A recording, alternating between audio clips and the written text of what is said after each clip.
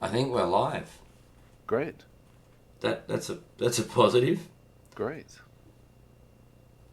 There we go. We are up and about. All right. I've got to do the intro, don't I? You don't have to do Well, anything, but I mean, it's yeah, no. the way I look at it, it's your job. But that's all right. That's all right. I'll do my job, I guess. Yeah. Where are we? Da-da-da-da-da. Just lots of little quick hitters this week, so let's just Yep. enter it. Welcome everybody to the You Can't Comp This NBA Trading Card Podcast. We are your hosts, Adam Amy, joined as always by Russell Gibson. Russell, how are you on this fine Sunday night? I'm feeling actually very refreshed. We just went away for a couple of days on a little Nice. family holiday and got back today. It was mostly wet weather, but we had a couple of glimpses of some sunshine and Bit of sunshine? Good. yeah, it was really good. Really good just to get away actually. But Um, also glad to be back. So, and yourself, Ad, how are you? I'm a little under the weather, let's say. I've picked up the spicy cough as obviously. It's a spicy one. After the government's gone, we don't care about COVID anymore. My body's gone, hey, I'm going to go catch it. So I get to experience it, firsthand. Triple vax, though, so I'm guessing it's not going to feel that bad. Yep. Long weekend, so plenty of time to recover for work on Wednesday. So if anyone asks how I spent my long weekend, it was Eating vitamin C and pretty much. watching Netflix. Yeah. Yeah, which is no different to what I'd normally do, probably. Let's be real. And watching some NBA. So Yeah. Beautiful. yeah. Got a little bit to talk about this week. Yep. Dialed it up. We've there's a lot of little things going on. Yep. We've seen a handful of games in the NBA. Yeah. It's happening. It's definitely happening. It is. Yeah, there are some surprises. The Utah Jazz probably being the biggest of the surprise packets. You think that's your biggest surprise so far? As far as a team goes, yeah. Yeah. Yeah. And obviously that's a surprise because you thought their record would be 2-5, not 5-2. Is that what you're saying? I thought they'd be just zero because Yeah. I thought they were trying to tank. Yeah. I thought the plan was just get rid of everything and we'll tank for the number one pick. Yeah. They don't know how that works because they're winning games. That's right. Like, you sell everything off, but you've still got to lose the games in order to get that number one pick. Yeah. Unfortunately, the Lakers don't have a pick next year, and they're doing it correctly, being 0-5 as we speak. Yeah. Trailblazers doing well. Like, it's an interesting, interesting handful of games. Like, every team sort of, I don't know, your boys are on the winners podium as of today. We've got their first win. The Kings finally got a win today, so that was nice. Yep. And I think my biggest surprise so far of the season has to be the Nets. I just think, I know I said this in the last couple of weeks in the previews.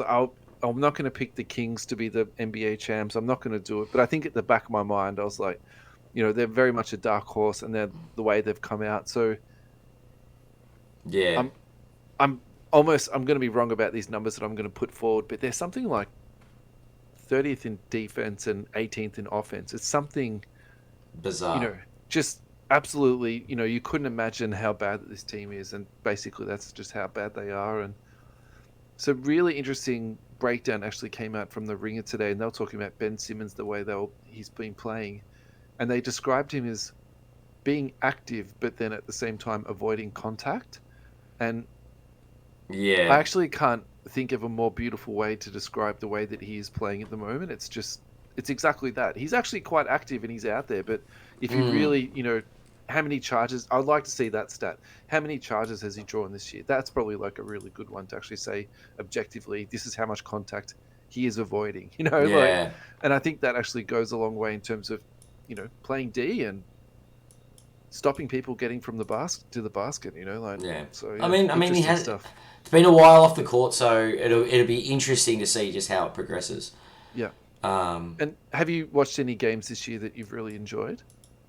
Not really. I just sort of snippets here and there. Yeah, And because I keep trying to tune into Lakers basketball, there's definitely not a game I've enjoyed so far. yeah, That said, and this will probably lead on to one of our listener questions. yeah, sure. But the Russell Westbrook experiment began yesterday with him coming off the bench, and I Yeah, actually thought that was probably an overdue move. And it looks like it might actually have some validity, and it appears that he's on board. yeah, We'll see. It was one game sample size, but he looked good running the second unit. yeah, Still the same old West Brick in the clutch, but you know what I mean. He gave the team a lot of energy, and things looked to flow a lot better. Speaking of the way this team is constructed, it's gone back to the Anthony Davis sitting it out game. So yeah. I mean, look, I don't want this to turn into a LA Lakers pile-on, but I think being objective, Anthony Davis is brittle, and the body language that Westbrook had in. Did you see the video of him in the warm-ups when he was? I The team saw in a way? I saw that one. That's very bizarre behavior. That's not Yeah. that's not normal. And I think the way he's been playing too, I Yeah. almost think he was playing in that very aggressive sort of shot-seeking way, almost to bait the team into doing something, like to trade him or send him home with payment or bring him off the bench. That was the feeling I got from that he was trying to Yeah. make some type of bizarre point. But anyway, I don't really want to talk about the Lakers, to be honest. I think the Bucks this year have been really good. Of course they are. They haven't lost a game. Well, no, what I was going to say was, yes, they haven't lost a game, but just the quality of basketball that they're playing is, it's very beautiful basketball. And, Yeah. My sort of feeling about the Bucks is I normally never watch them in the regular season because Mm. they don't care about the regular season. They don't try a lot. They don't play their stars or their starters even, 30 minutes. Like, that's not their philosophy. So, whereas Yeah. this year I kind of feel the opposite. I'm like, actually, I'm really enjoying, seeing these guys play. And the Yeah. other thing I've really been enjoying watching at the moment is actually the Warriors' second unit, because I think that's a really exciting. Mm. They're putting out Jordan Poole and they're putting out Wiseman together. I think that's really fun. Jordan Poole's looking good. Yeah. We'll It's not the greatest basketball and it's not the most beautiful, but it's fun. Like, I want to see these young kids. Like, I love Steph Yeah. and I love Draymond and I love Clay, but geez, like, I don't know. This is the next generation of There's something that. fun Yeah. about that. It's like building a 2K team, the Warriors. You know what I mean? Like, they've got like awesome, players now, and they've got these Yeah. these young guns coming through, and they've got this salary cap that's $500 million or whatever their tax is going to be. It's True. just wild. All right, enough of that sort of general chit chat. Let's move on. What do you say? Let's all right. Let's talk some cards. Let's talk some cards. Yeah. Where do you want to begin? I think the person I wanted to start with tonight actually is Jalen Brunson. And I think the main reason for that is just because, again, of the quality of basketball that he's been playing. So Yeah. in his first 4 games, he didn't have a single turnover. And I think that type of decision-making, that type of flawed gentlemanship, that's what you need. And I think, just to double down on that point, that's what the Knicks need in the worst kind of way. They just need someone who's solid and someone who's a really good player. So Yeah. I think the interesting thing for me about Brunson is that he's a little bit like Grant Riller for the Hornets. If you're getting Hornets in breaks and then you weren't getting LaMelo, you're getting, Grant Riller. And I suspect that there was a few people feeling that way too when they were hitting Brunson. Okay, I'm not hitting Luka, I'm getting some scrub that's Jalen Brunson. So look, if you've hit these cards in the last couple of years and you have put them away into a box and you've forgotten about them, dig them out. So Yeah. let's have a look at his silver PSA 10. That's up 63% in the last 3 months. And I think that there's 2 parts to this. One part is that he's playing amazing basketball, and the second part is that you're applying the New York Knicks rule to this. And I say this the same thing when you price rookies. Knicks rookies are always like double what they should be worth, and same as PYT prices. Honestly, I mean, Knicks are pretty cheap at the moment, but in some ways, I always think they're about 40 or 50%, extra juice just because it's the Knicks. So I think that's real life. I think he's getting a lot of exposure and well-deserved exposure too, by the way. This is not just like puffing some dude up. No, it's So current price is 185 USD. Look, if the exchange rate was a little bit better, I would probably say yes, that is still a buy at this point because I think this has still got room to move up. Yeah. Can you imagine if he's an all-star this year? I know that's a very much a long shot, but Well, he's it's in. not. Well, it's It's not not a East long and West shot. anymore. So it's just you're looking. You want him to be one of the. I suppose. What are you looking at? The best. One of the best four guards in the league.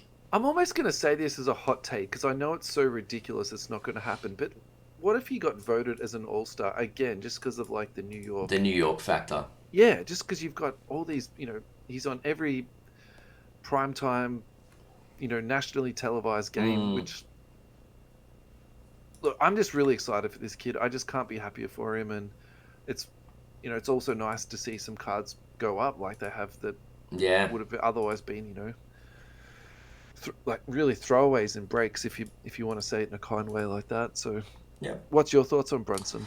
Brunson, I think he was a solid pickup for the Knicks. It surprised me. It wasn't the big name that they normally go for. Yeah. And they've got quality in return. So you're right. He's actually going to be one of these consistent performers. And if you get the likes of who has he got around him now? He's got Randall. Randall's there. Yeah. That's pretty much their top two, isn't it? Quickly's there. I think you could almost put Quickly into their sort of top 5 or top 6. I think Yeah. the other one too is RJ Barrett, and I think RJ Barrett's game is going to be better now the ball's not so much in his hands because that takes a lot of that sort of ball handling pressure off him. For sure. And I think the other thing too is Tibbs really likes playing big guys. And I think that helps the bigs because Brunson has been doing a really good job of setting up some of their bigs. So I would probably say the loser out of this, though, is Randall. Yeah, He's might not going to be. have the same amount of usage. He's not going to have the same amount of touches that he's Well, got he's with not going to Brunson. be point Randall anymore, is he? Do you know what I mean? Like, not going to be that guy that overuses the ball. He's not going to be overusing it. He's still bringing the ball up the court, but at the same time, yeah, he's definitely not pounding it as much as he was last year. I would definitely say that. If it changes their dynamic, I think it could be good for both of them. I'm just hopeful. Yeah. I'm a diehard. I'm a Randall tragic, so yeah. I think he's such a good energy player, and I think he'll adapt to not having to do everything for the Knicks. Yeah. But yeah, good luck. New York are looking woefully terrible at the moment, but they're close. No, definitely not. They're a really good team, and they'll be fun to watch. That's the thing. I think watch. they'll be a lot of fun to watch. Yeah. Alrighty, product review. Select first off the line. This is something we actually don't do a lot of, and we probably should do a little bit more. We probably should, but I'll also say too, there's so many better sources for this type of information. So, but I really like Select. So for me, I definitely wanted to have this in here. Select is one of my favorite products. I think it ticks a lot of boxes for me. You get the nice sort of rookie cards, like the imitation if you want, Prism rookie card, or the cards if you want to buy those silvers because you can't afford a Prism. That's another way you can look at Select.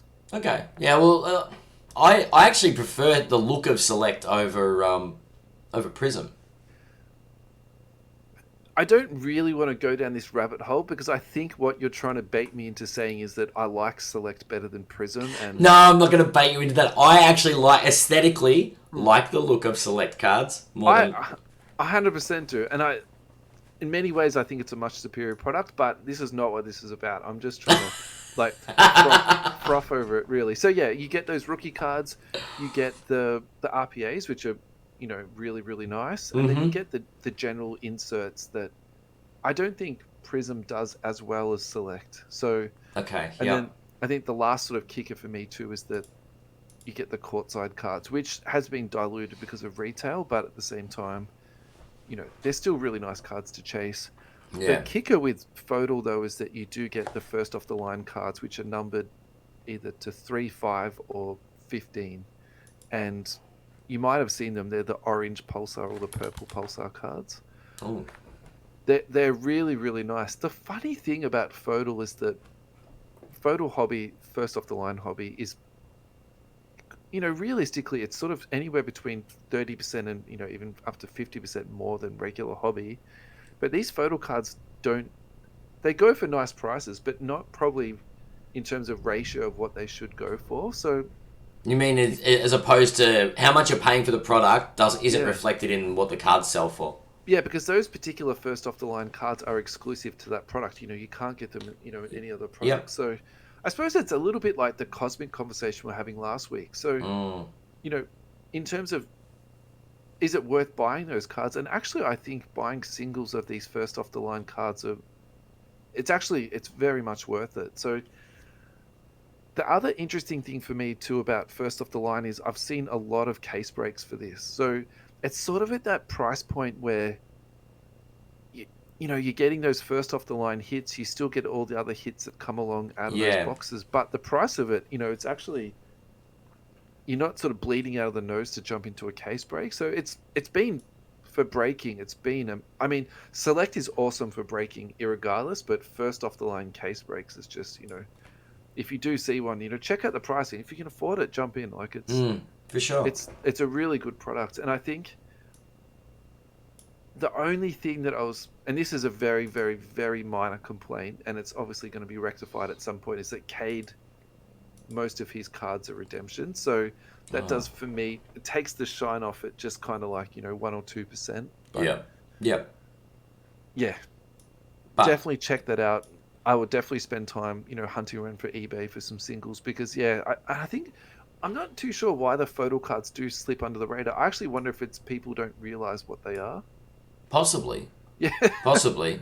Yeah. And there are people that I suppose don't pay as much attention to where a product comes from. They just look at the numbering or the colouring. Yeah. But that's it. Something numbered to like 15. Yeah.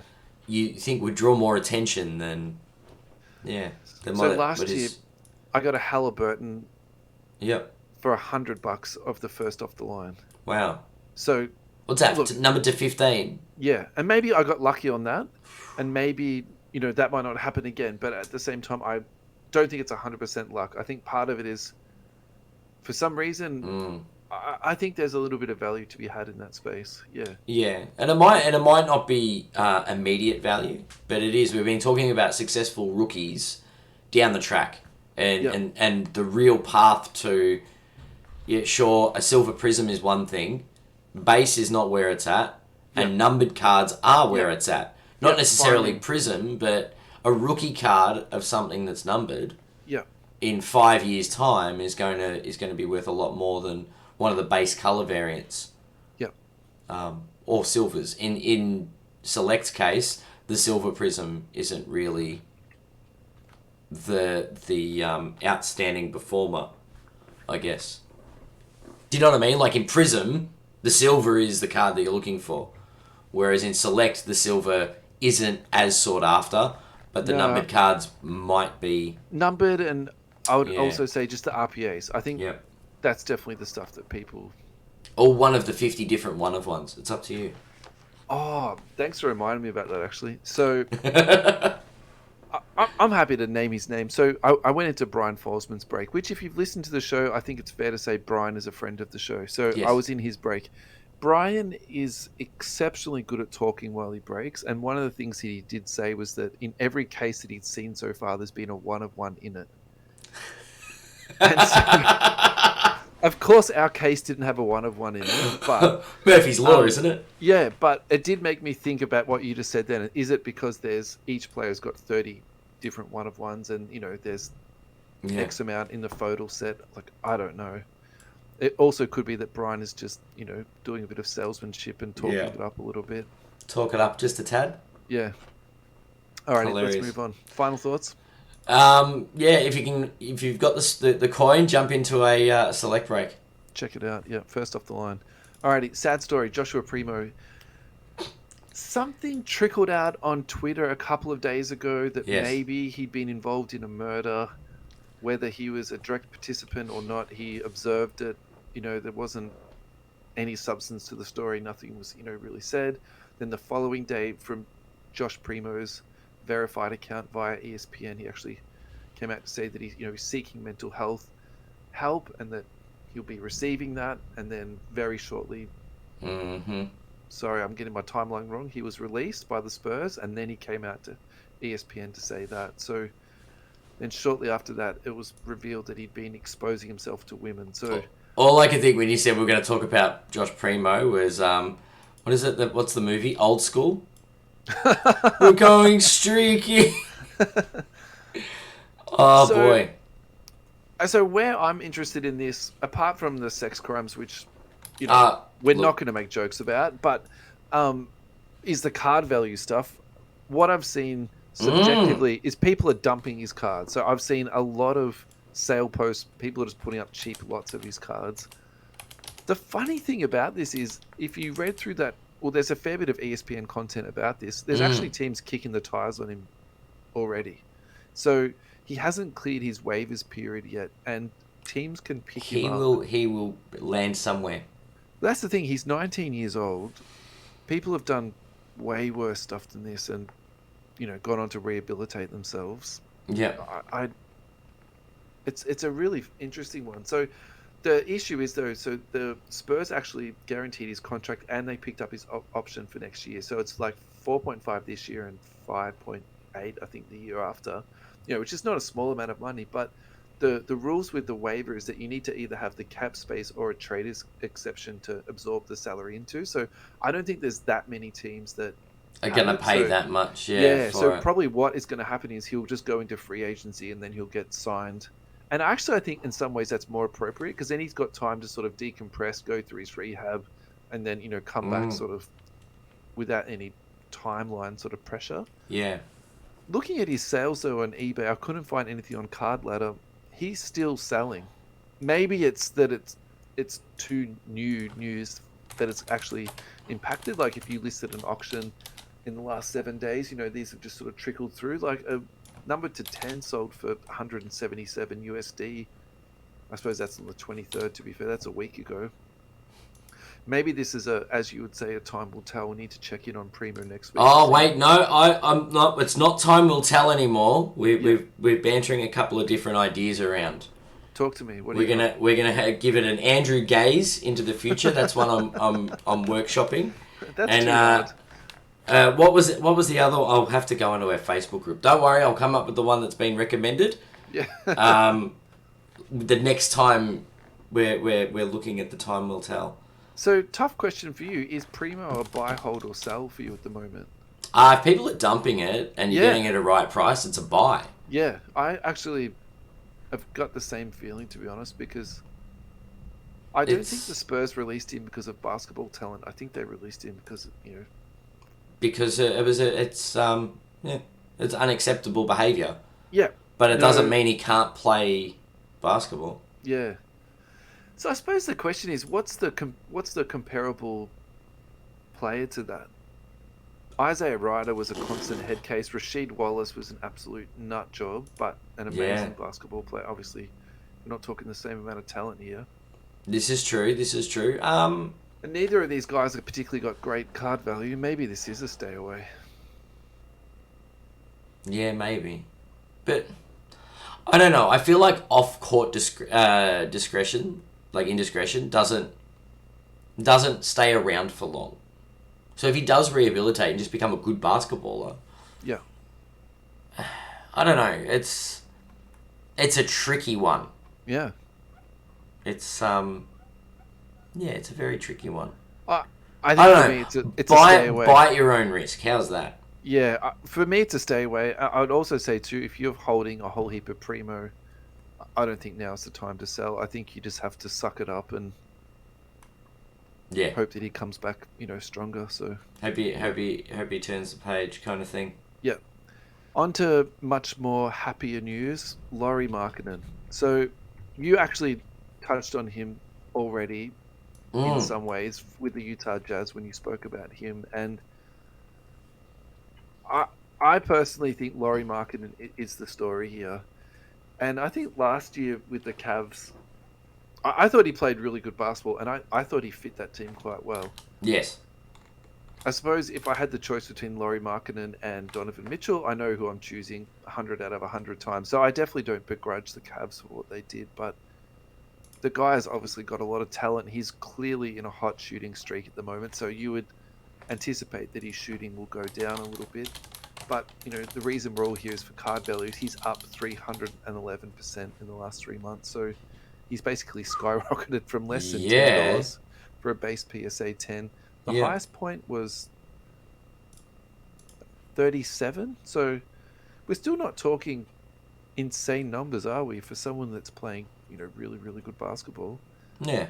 Well, His silver last sold for 135. it's up 170%. So people are like starting to realize that he might be the new front man in Utah. Yeah. Interesting. So I suppose the real question is now is, do you buy, hold, or sell that? Sell? Yeah. I think if you're holding Laurie and you don't PC him, Yeah. I think now is actually a nice time. Yeah. In saying that, do you think there's still some more room to move? Oh, look, I think the longer you hold, the riskier it is. But I still think there's a little bit of room to go. Yeah. Like the hype train hasn't left the station yet, so there's still opportunities there. Yeah. Yep. You'd have to have a few shockers in a row for everyone to really get off the train. So, yeah. I think the little bit of Laurie that I've got, I'm going to flip and roll it into something PC. I think that's probably the way I'm looking at this. Yep. And I don't hold a ton of this guy, so yeah, it won't be. I couldn't even imagine I've got 5 cards of his, but I'm sure I've got a couple sitting around, so I'll definitely check that out. But yeah, I'll dig through my my rookie box and see if there's anything. But hypothetically, if you weren't holding any Laurie, would you still look to buy this guy? I'd be hoping to get last month's prices, not this month's. Like, I don't know. I think it's becoming too much. Like, I'm looking at the silver prices at the moment. Like, the base stuff, like we've said it before, base is probably not where we'd be looking to invest. Yeah. You know what I mean? That's what, 35 US with current exchange rate. That's over $50. That is the problem at the moment. We're just getting absolutely slaughtered. That's Australian. But I'm just trying to apply the Ferrugia rule here, though. So you cash in while, like you buy and flip while. Buy and flip, yeah, because I don't think this hype is going to die down immediately. So using the Ferrugia rule, right? This guy has gone up to 35 USD. So you're trying to buy them at a what, 20 to 25 USD? I mean, honestly, I'm looking at a silver. That's what I'd be thinking. Or let's silver. So silver offering around 100, trying to flip for 140 USD. Is that what? Because looking at the trend, I don't know. A week ago was what, 107. Yeah, if you can negotiate that $100 buy price, that's some good quick cash, isn't it? Yeah, I mean, if it keeps trending up though, you might not even need to. Because really, if you think about this, like, he might peak at that 150 to 200. Yeah, mark. That's right. Like, we're still very much early in the season. This is sort of a relatively new thing for him, and I think pop count's 152. Oh wow, we've got I've got someone in our chat actually says Let's go. we got Matt Tabe just picked up a Portraits rookie Markkanen for $5 US tonight, numbered to 99. Bang. Yep. There you go. That's the wrong segment. It's supposed to be talking about that in pocket change. That's okay. We can forgive him. But yes, now Markkanen's an interesting one. It's taken him a while to find a home. Yeah. And hopefully Utah is where he's. Yeah. Yep. He's situated. Right. Moving on, and I know I'm going to pronounce this incorrectly, but Benedict Mathurin. So he is the rookie from the Indiana Pacers. 89 points are the most by a bench player in the first 4 career games. So it's really funny. I do want to talk about rookies in today's show, but there's nothing really to talk about them in terms of cards because there's no cards coming out. And I know that there's been teasers out for Hoops, but I don't think actually there's been a release date confirmed. So Hoops won't be for another month or so, will it? At least 2, if not longer. I was going to say, if we're going by the current release schedule, could it be 3 or 4 months, mate? Yeah, true. Anyway, Maybe it'll be the start of next season, and we'll start getting products for the previous. yeah. It's rough. So look, the Pacers have done really well. They've got Halliburton, they've got Mathurin. They're doing the wrong. They're tanking the wrong way as well. Early days, mate. This is true. I was going to say the cream will rise to the top. What's the opposite of that? The stones will sink to the bottom. Yes, I don't know. Yeah. Look, I think this is someone you do need to keep an eye on. You know, last year there was a little bit of heat on Duarte, and did I think that was a bit overdone? I probably did a little bit. You know, he was a 4-year guy at college. I'm talking about Duarte now. Mm. You know, you were sort of expecting him to come in and, you know, play well, you know, off the bat. Yeah. So, you know, I'm sort of treading here with a little bit of caution, but at the same time, you know, It looks good. yeah, you can't ignore those numbers. And I think also being in the backcourt with Halliburton is such a blessing, because he will make you a better basketball player, and he will set you up for some, you know, great opportunities. So, you know, I think that means a lot, to be honest. Yeah. Pretty excited about that. So I'm going to jumble around a little bit here on the list ad, but I think we should talk about Paulo next, because, you know, sticking in the rookie vein. Again, we've got no cards to talk about, but at the same time, these are his first 5 games. 29, 8 rebounds, 4 assists, 21 points, 4 rebounds, 2 assists, 23 points, 5 rebounds, 3 assists, 20 points, 12 rebounds, 3 blocks, 27 points, 9 rebounds, 5 assists. You know, just absolutely crazy numbers there. Yeah, the Jordan comps have already started. I'm not super keen on the Jordan comps. I wouldn't go LeBron. I just laugh when everyone's like, through his first 5 games, he's averaging 0.3 points per game more than Jordan. I'm like, well done. Like, we don't need to compare him to anyone. Just witness this young fella get to work. Yeah, look, I don't watch college, so for me, I'm very much getting to know these guys as they're coming into the league, and in many ways, I'm quite behind in that sense, because I don't consume any college at all. But the thing that really stood out for me is his passing. I actually didn't expect that from such a, you know, he's a big unit. I really didn't expect that from him. And I also think too, because he scores so well, I think his passing sort of took me by surprise a little bit. So Yeah. I actually like him almost as a little bit less athletic Grant Hill, or a bigger Grant Hill. That's my sort of, that's the comp that comes to my head. People are saying Jordan and all this stuff. I mean, come on, give the kid a break. I hate that. Just let the kid play. Like, Yeah. why does he need to be compared to people? Well, I mean, why not just come up with a comp that A, is more relevant? I mean, he doesn't play shooting guard. He's not going to shoot 40 shots a game. You know what I mean? Like, Yeah, that's true. That's very true. why can't we? Anyway, so that's my sort of 2 cents on him. And looking at the stats, and as the post you've linked to me, he is going to be a problem. yeah, He is going to be a problem in the league. Yeah. He's entertaining to start with, yeah, and to go off like he has in his first 5 games has been very impressive, and it's actually exceeding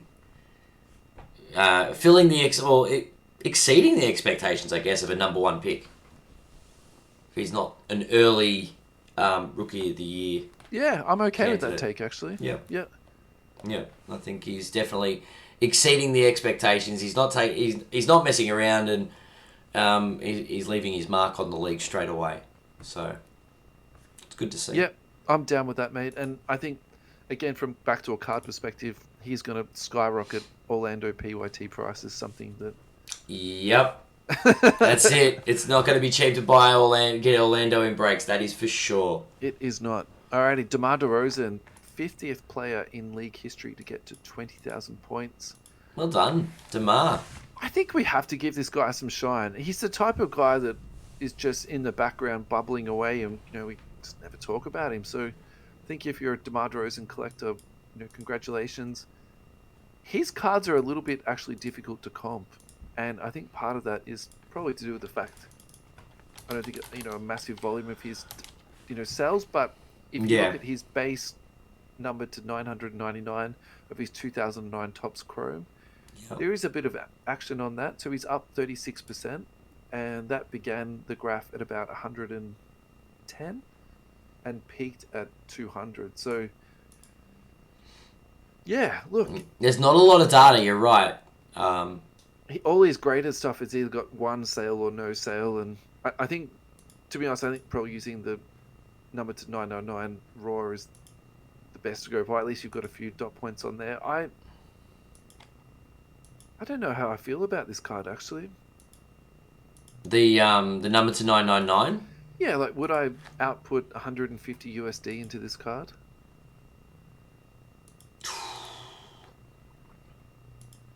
Yeah, it's tricky.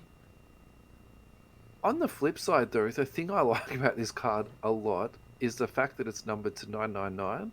And I'm pretty sure I've been on a rant about this, about Hoops, when they numbered their Road to the Championship cards to 2000 or 2022 or whatever they do. But actually, when you sit down and think about it, you're like, actually, that's kind of cool, because now I know that there's not 25,000 printed of these. There's actually of them. Yeah, so... That's fair. Well, you can pick up a PSA 10 for almost 1,600 US. So, in that case, is the raw at that price a very, very, very good play? Because then you can send it off to PSA on the $30 subs and roll the dice. I think that's yeah. All right, I've just changed this card from sitting on the fence to a very strong buy. 150 US, get on it. On somebody that is now in the top 50 scorers of all time. And that's the thing, like, he does play for a bigger franchise now.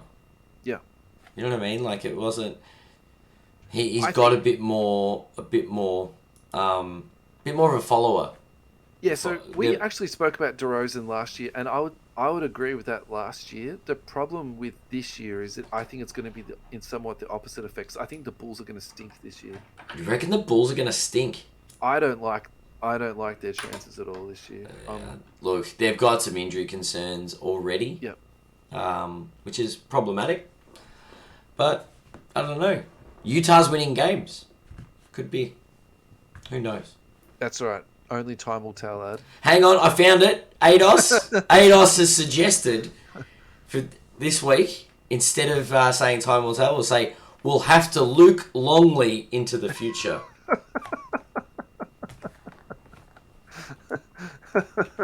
Can we shorten this down so it's somehow like an inside joke, but we can still use it? Because I don't know, that's quite long.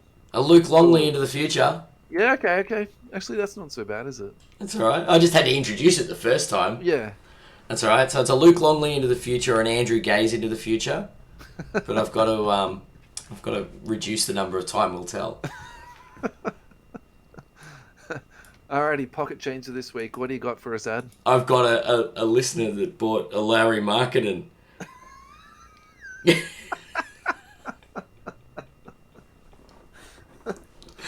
Nothing. All I've got pocket change is COVID. That's what I got. Yeah, that's rough, isn't it, man? I have been trying to find some nice little bargains. Yep. Oh, Matt Tabe again. Matty Tape, what do you got for us? Charles Barkley up the wrong tree. That's even harder for me. That's good though, Matty Tabe. I do like that. Alright, I actually did do some work into this, so I've got something for you. Nice.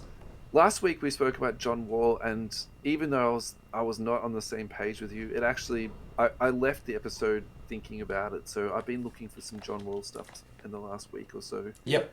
I found a John Wall that sold for US $1.30 plus $5.40 shipping. So let's just say $10 Australian shipped, give or take. It is a National Treasures 49 out of 99. It's 1920, so it's not his rookie year. It is in his Washington uniform though, and it's a game-worn patch. I think if you've got a little bit of pocket change and you ended up with this card, I think that will be a really nice one. Yeah. My second one, which I'm actually quite salty about, I mucked up my bid management on this one. RJ Hampton Concourse Cosmic rookie card. This is going on from the Cosmic conversation we had last week. That's sold for $13 plus $4.75 postage. So I would have loved to have had that in my PC or my holding box for give or take $20 to $25 Aussie. That would have been some delicious pocket change. Yeah. I don't know how you feel about this segment, but I think this segment's here to stay for me. It is. We need some of our listeners. We need some of our listeners to be sending some in, because I'm terrible. Yeah. That's actually this. Yeah. Maybe we can almost set up like a tagged post or something like that. Pocket change of the week, and then get people to tag it in. People can just always contribute to it. Yeah, and we'll just get I mean, surely I can search the internet and find a funny image to put up, and then put a post, and that's the way I can contribute to this segment. Yeah. This next segment is from Sports Card Nonsense. It's from Maxwell VC. Logan 1 of 1 Giannis Antetokounmpo sold for 1.8 million, BGS graded 9. A Luka 1 of 1 sold raw for 4.6 million. This is proof legacy performance has nothing to do with card value. If I had millions of dollars to invest in cards, it's crazy because Giannis Logan was cheaper and more potential upside, with Giannis having the best potential as a current player outside of the top 10 all time to enter that. Okay, maybe the grammar is slightly off there, but I think what he's trying to say is Giannis is potentially could be top 10 of all time, whereas Luka is still you're still prospecting on Luka, but Luka is still $3 million ahead. I'm fine with this guy's opinion, actually. I think it's very, very, very valid. What are your thoughts, Ad? Yeah, look, I am a bit concerned with the everybody going all in on Luka thing, but this surprises me. Giannis has won 2 MVP. What are you surprised by? Sorry? How low the value of the Giannis was. I agree with that. It seemed weird to me. Before hearing about the Giannis, you look at the Luka and go, yeah, all right, sure, it's Luka. But then you see what the comparison of a Giannis. Yeah. It's a 1 of 1 rookie card. Yeah. But it's Giannis. The man's won 2 MVPs. He's won a championship. Yeah. Luka's done none of these things. Yeah. Even if that's all Giannis achieves, Luka's got a long way to catch up to him. Yet the hype factor on Luka is so big. Is it? What is it? It's national treasures. It's not like it's.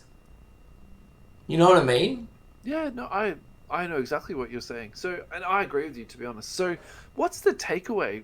What's your takeaway from this thought bubble or exercise? If you've got $2 million, buy the Giannis now. Yeah. That card is worth more than the Luka. Yeah. Long term, that card is worth more than the Luka. So. And apparently, if you don't like the 9, just crack it out of the slab, because it's national treasures and it's a 1 of 1. Yeah. That was an attempt to trigger you, but no. I mean, I am gonna respond to that just because I know you're trying to trigger me. But so I would leave it in the slab for 2 reasons. Because I think those chunkier cards generally get sent to BGS anyway, and I would just be scared of damaging the card. At least it got a grade and didn't get authenticated by PSA. So what this actually makes me think, and I've done no homework into this, I only just had this thought now, is remember when Matthew Yuga came on one of our episodes, and he was talking about buying Giannis autographs for about $1,000? Yeah. And he was saying that was like a real sort of value spot in the market. Do you think that actually what we're looking at now is a truly undervalued superstar? Yes. And is the maybe the moral of this story, because, and this is how, pocket change came about. There's obviously only a couple of people in the world that can buy these extremely high-end cards. So do you start looking down at even his base rookies? Do you start looking at his select rookies? Do you start looking at his totally certified autographs? And that stuff that isn't sort of the main Prism stuff, but there's still a heap of value there because it is Giannis, and he is going to be a top 20 player when everything's said and done. Yeah. Like, that's what's really got me thinking about this. I mean, I think the other thing we have to acknowledge here is, when was that Luka sold? Was that Luka sold at the height of when everything was absolutely crazy town? And well, you can look at the is price. this the wrong time to be selling a Giannis 1/1? Do you know what I mean? Like, they've chosen the wrong time to sell it, and well, you could also argue that they chose the right time to sell the Luka, right? Yeah, that's true. It is true, but it's still a pretty glaring discrepancy. It's huge, isn't it? Yeah. All right, so I think that's my homework for this week. Look into some Giannis stuff and try and find some value.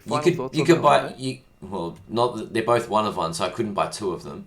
Cannot. But you could buy two Giannis 1/1s of that caliber. Yeah, I see where you're going with that. Do you know what I mean? And have change. Yeah. Well, actually, you could use the change to send the Luka off for grading.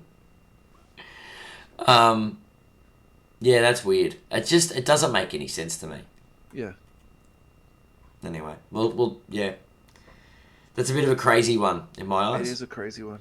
Alrighty, this next one is an open letter to Topps, and I actually don't know who it's from, but it was published on Card Porn's Facebook. So, dear @Topps, have you heard that @Fanatics is entering the hobby soon? Do you plan on still being a successful company when that happens?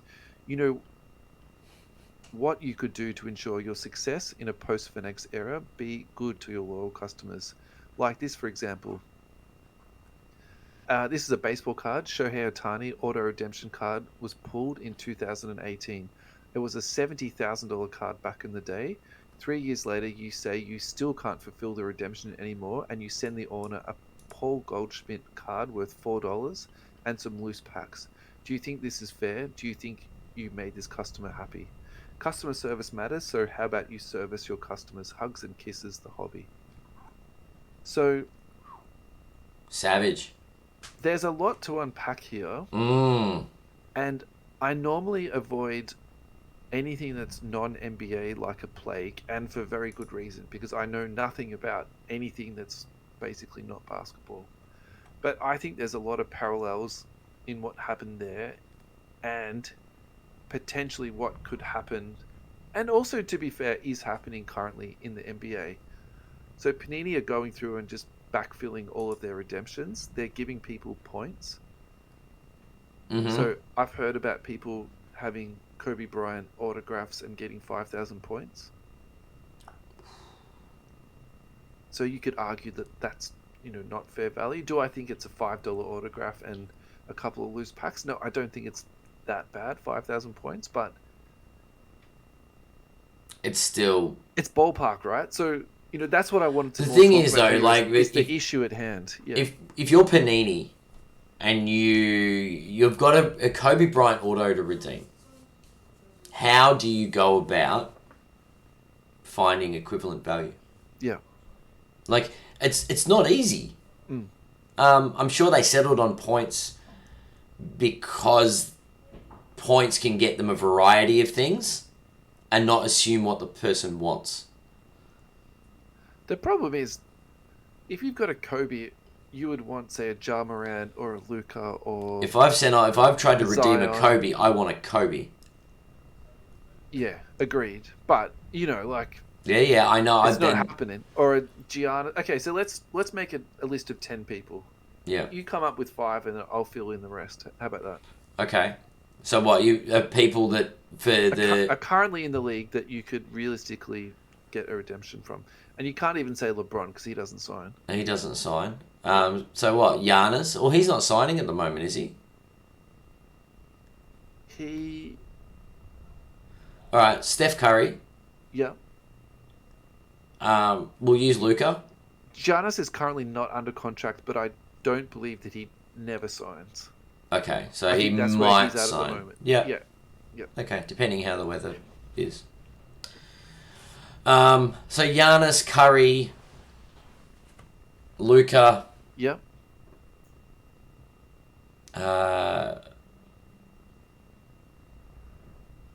Well, I'll say Ja and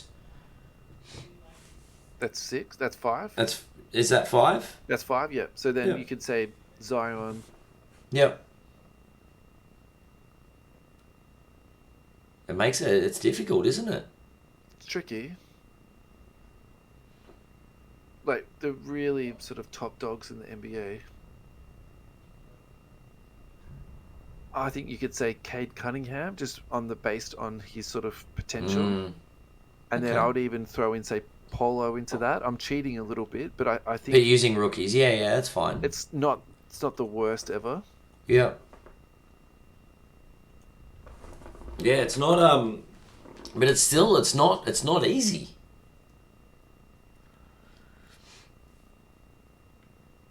And so,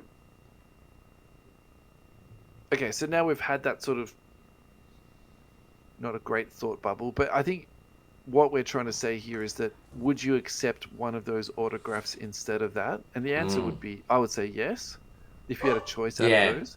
Yeah. The issue is 5,000 points is not going to get you one of those. You need at least 30,000.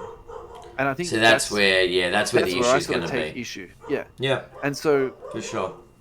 and I think to be fair to this guy that received that sort of $5 autograph, I can see that point. I can see that point for sure. I think that's unreasonable. And I'd also say sending someone loose packs, I think that's a little bit of a kick. You know, you could have sent him, and I don't even know what the equivalent is, but you could send a box of NT, or you could send a box of Flawless. I think if you had a card that was worth 70k, I think,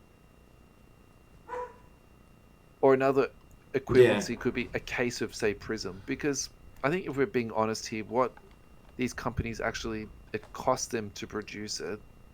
Yeah. Is not what the ticketed price is. I think that's Not that's not outrageous to say that. So yeah. I mean, Panini have gone off to basically say once a redemption's expired, there's no onus on us to give you anything. So do you know what I mean? Like if it's being ripped out of a sealed box as of today and the redemption is expired, that's 100% correct. They're not going to redeem it. You've definitely done your money as you would say. Yeah. What do you think is going to happen for the NBA moving forward, with this type of scenario? Because the only thing which I think is somewhat incorrect about this letter is that it said, "Dear Tops, have you heard that Fanatics is entering the hobby soon?" Well, my understanding is that there's Tops is owned by Fanatics, so I would say very much they not only do they know about it, I mean they're owned by them. So that actually, this doesn't warm my heart, because if this is what Fanatics is essentially now doing, well then where does that hold us for NBA moving into the future? And there's been a lot of rumbles that Fanatics potentially could be buying Panini. Well then, is that what we'll be receiving? Like, I'm waiting on a heap of redemptions, to be honest. Yeah. It's interesting. What is going to happen? I'm going to get a couple of loose packs and some $5 autograph. No loose packs. A dodgy autograph of something. Anyway. I actually have. I don't like it. That's probably the one thing with redemptions. You love getting a redemption and going, oh look, I can send off and get a thing. Yeah. But it also means that you don't have the thing. Yeah. And you're held ransom by. Yeah. You don't actually have the thing, and it's deflating. Imagine it's like, oh, you've won a redemption of Cade Cunningham, like awesome. And you're like, I'm gonna get the number 1 pick. It's gonna be an RPA. It's awesome. And they go, nah, here's 500 points or 3,000 points, whatever. Like I don't know. Redeeming stuff in the window versus redeeming stuff outside the window as well. There's got to be a consideration. I wonder if, and I know this would take more effort on the end of Panini, but I wonder if, just say you were sent an email, even if it was automated, and it said, these are your three choices. Yeah. You can have points, you can have sealed product, or you can have your choice out of these cards, or your choice out of a white box or something like that. Because I mean, like, all right, so they send you a link. They send you an email and say, please follow the website. Log Here are into your your Panini account. Yep. Yep. And here's an update to your redemption. All right, here's the update to your redemption. We cannot fulfill it. Here are your options. Would you like points? Yep. Approximate value? Yep. White box? Or sealed product. Because sealed product, yeah. Like, clearly sealed product is in play here. They sent him out some loose packets. But I think where I take exception to that is the number of sealed packets. Like, you know, to be honest, I think that's a slap in the face. Here's a first off the line box. Yeah, look, if it was a sealed hobby box, I would say that goes a lot longer way in what they've just done here. It's interesting. It's interesting. The tops versus okay. I think that changes the conversation altogether. And look, maybe I'm living in an absolute fairyland here, and that's never going to happen, and these companies are never going to send out sealed cases to people. But for this extremely high-end stuff, it's interesting, isn't it? $70,000 card. I mean, geez, isn't that the least they can do? Yeah. Okay. Anyway, that's enough of my rant on that. No, that's more than makes sense. Alrighty, the listener questions. Andrew Dean. All right. Now you've answered a few of these on the page. Yep. Oh, Russell Westbrook. All right, I'll go through this really quickly. We already spoke about Westbrook in the introduction. Yeah, we did. And but let's do it anyway. Let's talk about Russ, not Russell Gibson, but Russell Westbrook. Brick, I think, was the Andrew Dean comment. If you're holding his cards, what would you rather do if you were the Lakers? Would you rather send him home, keep playing him the way they have been, or bench? Well, they've made a move and they've played it. They're playing him off the bench, and I think that's actually we talked about this at the start of the show. It's a change. I don't know how it helps his card prices though.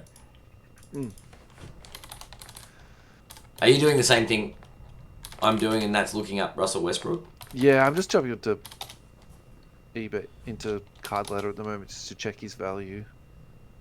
Look, my general feeling about Westbrook is that whether he plays as a starter, he comes off the bench, he gets traded. He's a little bit like James Harden in that I think it almost doesn't matter what he does. His value is... The damage is done?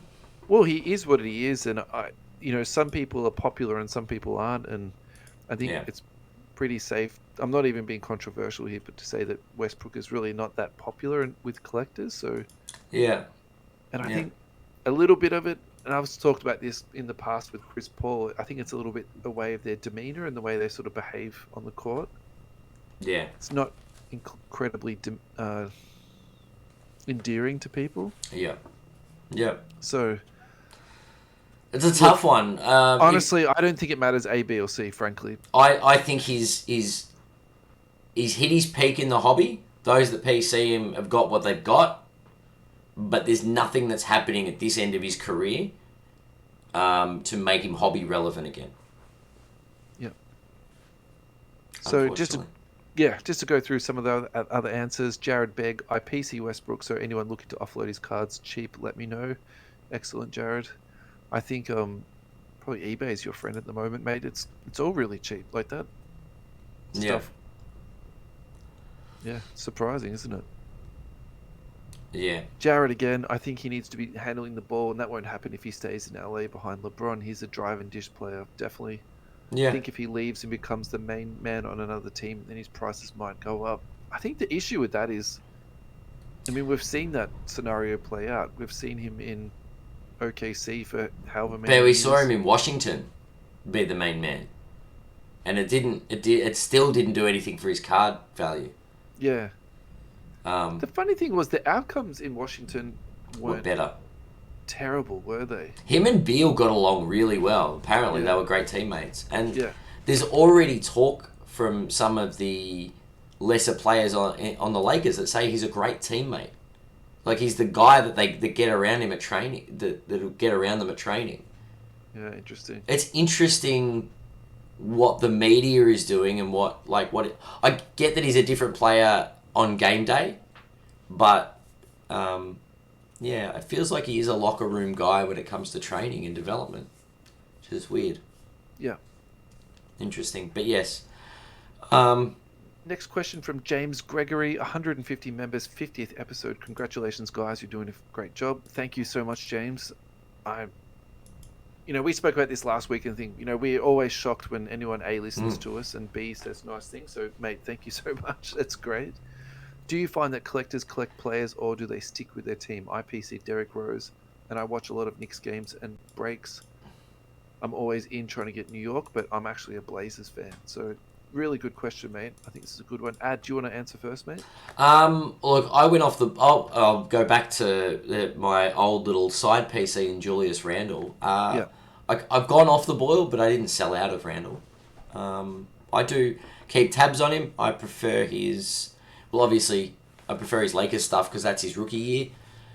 But yeah, no, any nice modern, like, current day Randall stuff, either New Orleans or New York, I'll still pick up for the PC. But I think you've got a lot of people that collect a player, and LeBron's probably, because he chops and changes teams, so it's LeBron collectors that would be the ones that don't care where he plays, they just love LeBron. Yeah. But you do find players that do PC a lot of for their team. Like, I'll never pass up the opportunity of good value for Lakers cards, and I've sort of got a little collection of Lakers stuff. Yep. But yeah, it's an interesting one. I don't know about. I obviously had a main PC of someone that stayed at the one team their whole life, their whole career. So I'm probably not the one to ask when it comes to player. If Kobe had changed teams, I don't know how I'd feel. Yeah. It'd be weird. But So my example of this to answer is Kyrie, because he's actually led the league in jersey sales in 2 different cities. So he led in Boston and he led when he was in Cleveland. Wow. So that to me means that people collect players irregardless of the team that they play for. Fair.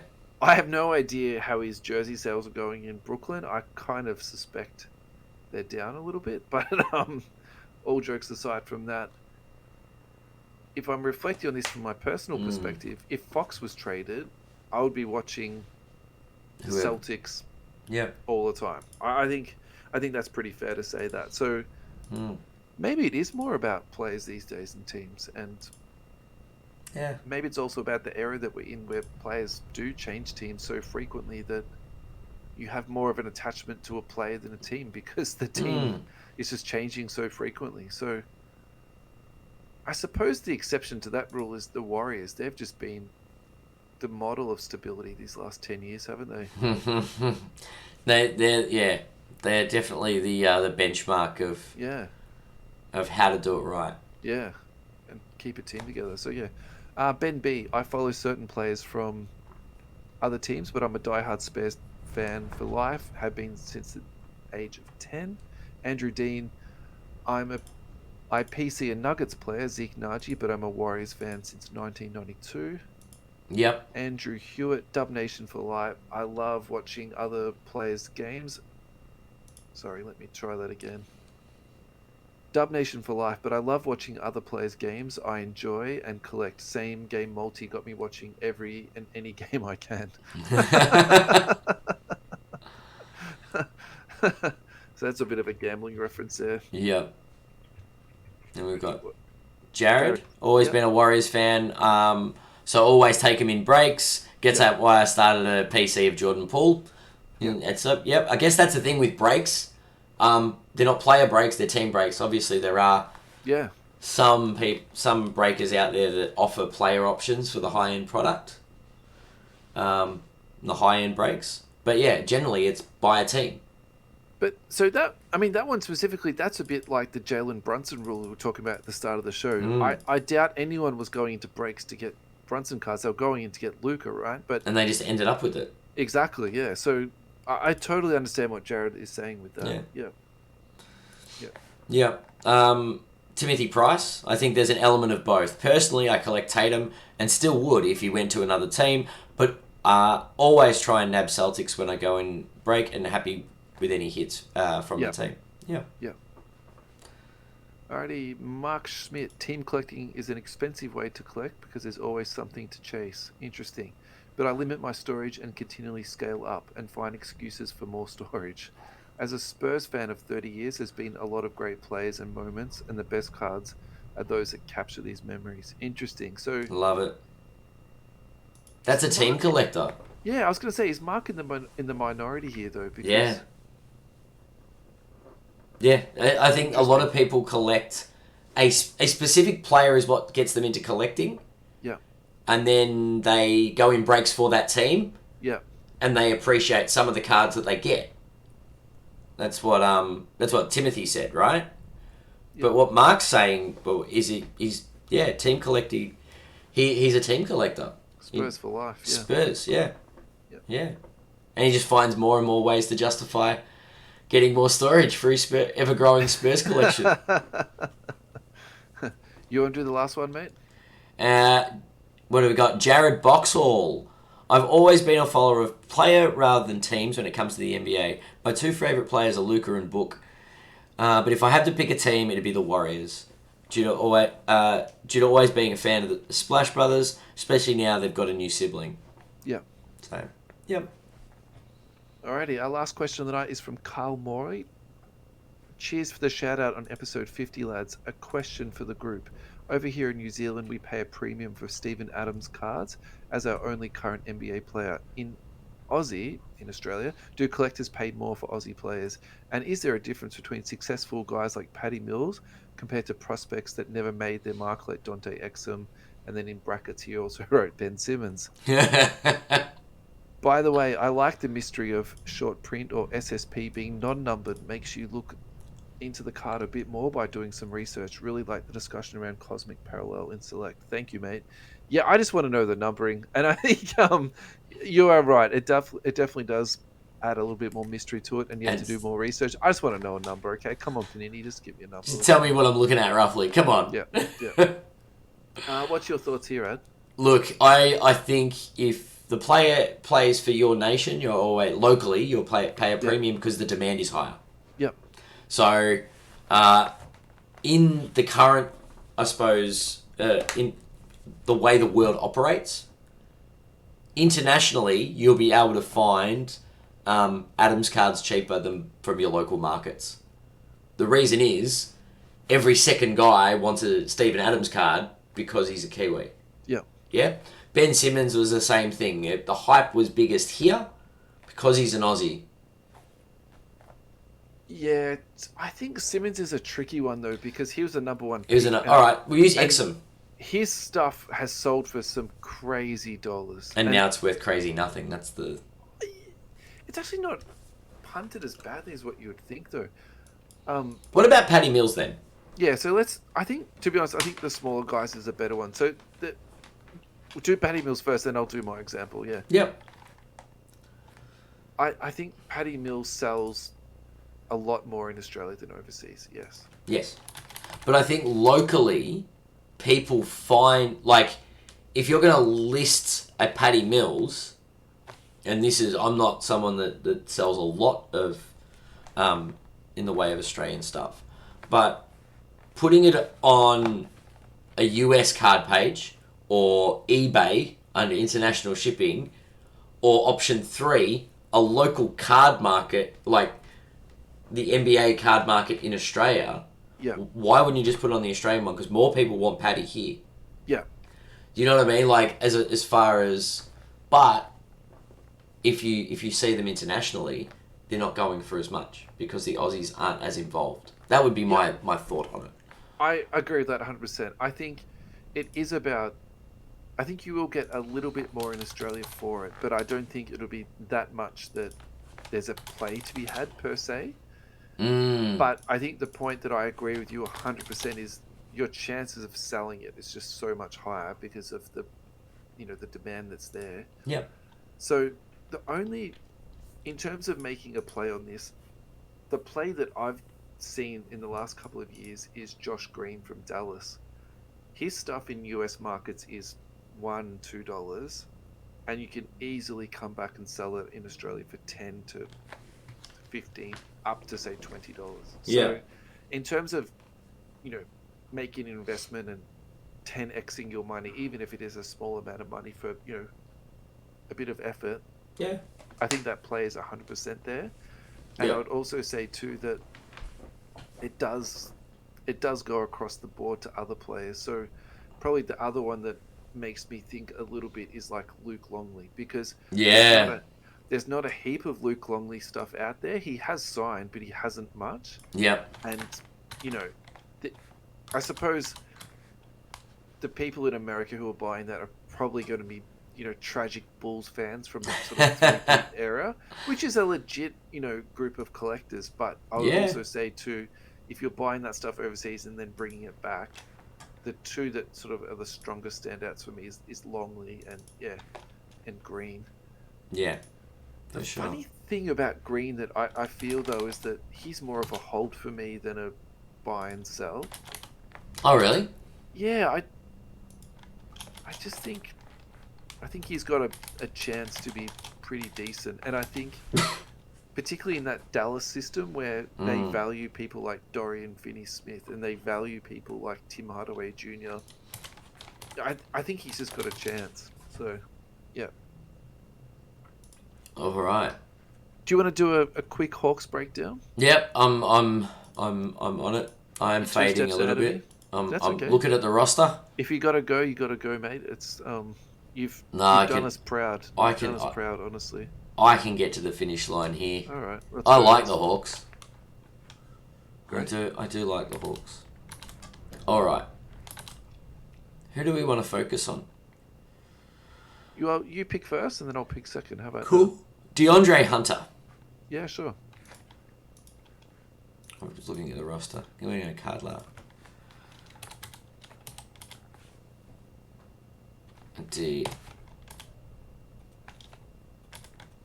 Andre Hunter. There it is. All right. If anyone wants to sell me his silver bait prism for 50 US, please do so. Okay. Hang on. I'm just gonna card ladder. Ah, damn it. I hadn't set it up.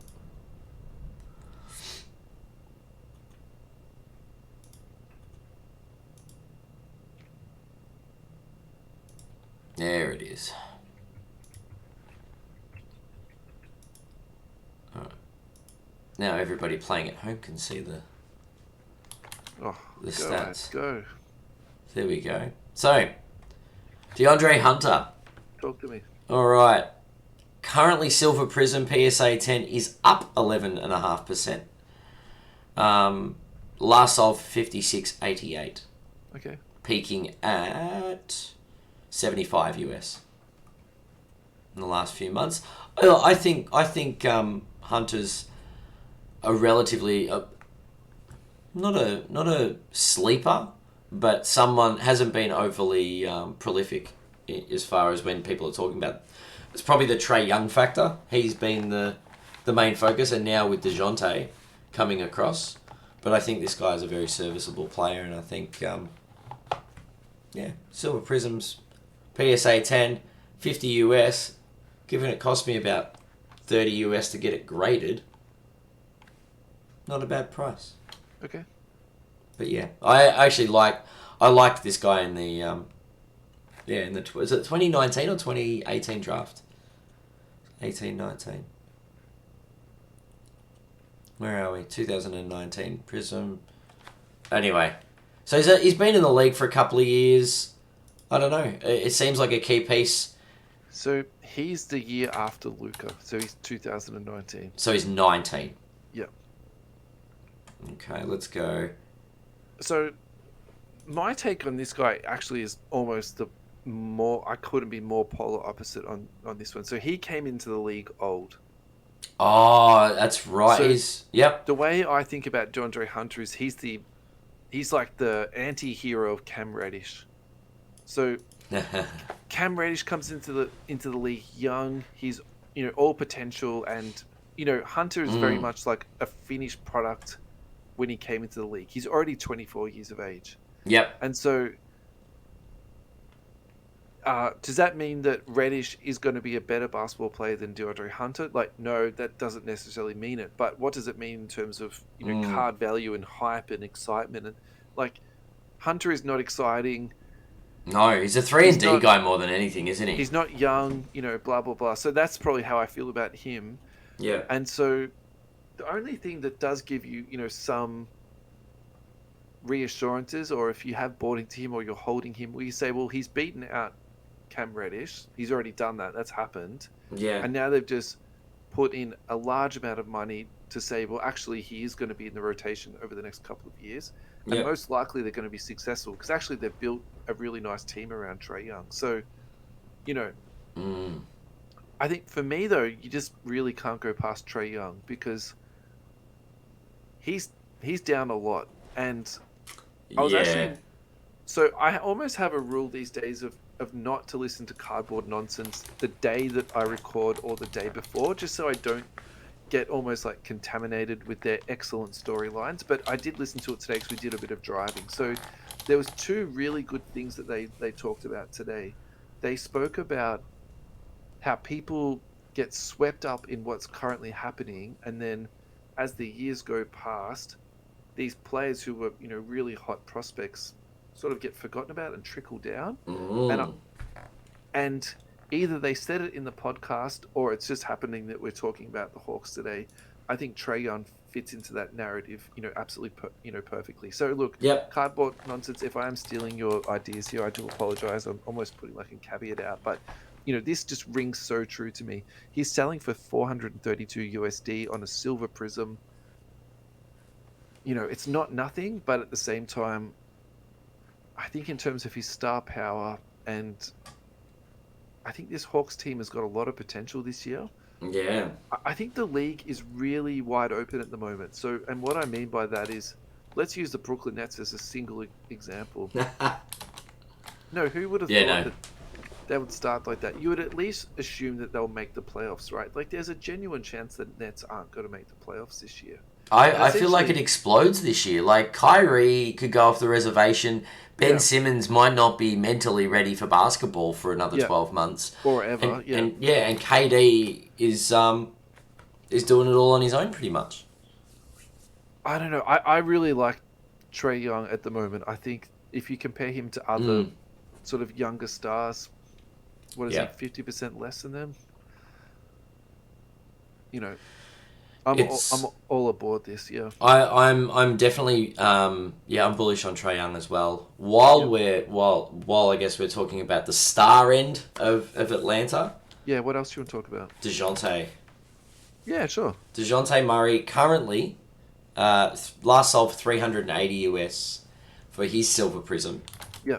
And one thing I'll note, his silver prism has a pop of 138. Really? Whereas Trae's silver prism has a population of 2,232. Yeah, rightio. So my money is going, if it's similar, in that similar vein, like around that 400 US, would go on a DeJounte Murray rookie. Okay. But I'm just I don't know where his ceiling is. Yeah. I think Trae's got a trajectory. I think DeJounte sort of hit his peak. So you might be better off investing in Trae. I think my counter to that, though, is that in San Antonio, there wasn't a lot of hype around that team. And is he now walking into a space where there's going to be a lot of hype, national attention, because they make a deep playoff run? So low pop count, potentially successful team, deep playoff run. A few things have to happen here for for this narrative to play out, but it's also not out of the question out. Like, I think, Yeah. I don't actually think this is that much of a hot take to be saying that. So I don't mind that as a buy, actually. Yeah. Last sold 381 US. So if you can get under 500 Australian, jump on a DeJounte Murray. So are you saying for an extra 50 I can get a Trae Young? Yeah, pretty much. Okay. Trae Young with about 15 times the pop count. Yeah. I do think the pop count is relevant. Yeah. It is relevant. 2,232 pop count versus 138. And I don't know if it's low because of that print run, that Prism print run. I haven't got it open on my screen. Is there any... What's Raw selling for? What have we got? Because where I'm going with this is there a play to buy his stuff raw and send it off to be graded? Because... No raw sales. Because I'm not saying that they didn't print the life out of this product, but is it also too about the culture of grading that we're now in? Yeah. Well, this is 2016. That's right. Yeah. And true. We weren't grading 30,000 cards a day. That's probably what we should touch base with next week, is to have a look at the grading numbers, because I think... Let's do it right now. I've got it at my fingertips. So PSA graded yesterday 48,000 cards. Jesus. CSG 4.9 thousand, CSGC 4.6 thousand, and Beckett 3.3 thousand. Interesting thing that really took my eye, plus 38% Beckett was. So will we in the next couple of weeks see Beckett climb back up in the... take their spot in second place? We'll see. Yeah. We'll have to look Luke Longley into the future. Alrighty, so I'm going to skip over John Collins because I think he's just someone that is middling, and people aren't... You haven't wasted your money on John Collins, but I don't think also too you're going to retire on that. True. I'm just going to finish this off with a bit of a smoky. So Jalen Johnson, nice. His base Prism sold yesterday for 1 cent. His base autograph sold for $5.50, and his silver sold yesterday also for $1.50 US. This is bargain. This is pocket change stuff. Yeah. This is right up my alley. I've got no problem punting on this. Level 3 Court Kings sold for $12.50. This is delicious. Some juicy stuff there. Yeah, he's not a bad prospect. I don't mind Jalen Johnson. He's actually very good, and he plays the 3. Sort of makes sense. It really makes sense to this team. Yeah. And I think we should finish up, mate. I think I've driven you way harder than I should have. That's all right. This is what I do for our adoring listeners. That's all right. Any final thoughts, Ad? Not really. I'm struggling to think now. It has been a little while behind the microphone. It's been a long episode. You've done well, mate. I think it's... I feel like I've run a marathon, but that's just the COVID talking. Yep. So, I actually do have some very big news, and we probably should have brought this up at the start of the show.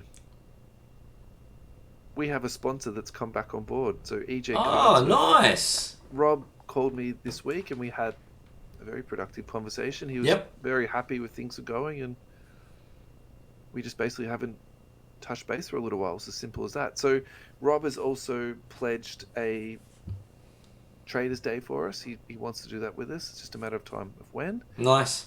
And also some sealed product for us to do some promo giveaway stuff. Giveaways. So that's all on the horizon for our...